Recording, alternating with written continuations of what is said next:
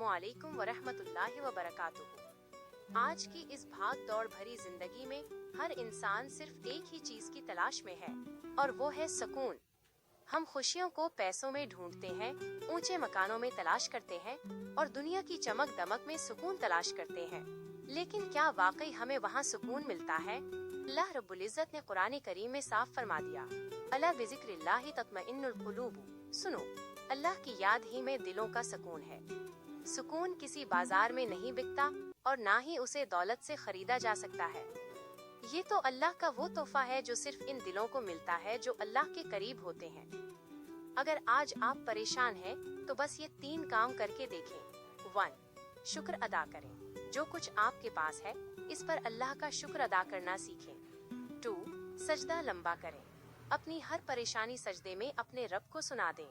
3. तवक्कुल रखें। यकीन जानिए, उसने जो आपके लिए तय कर रखा है वो आपकी पसंद से 1000 गुना बेहतर है।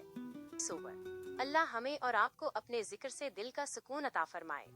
अगर ये बात आपके दिल को लगी हो तो इसे दूसरों तक जरूर पहुंचाएं। जज़ाकल्लाहु खैर।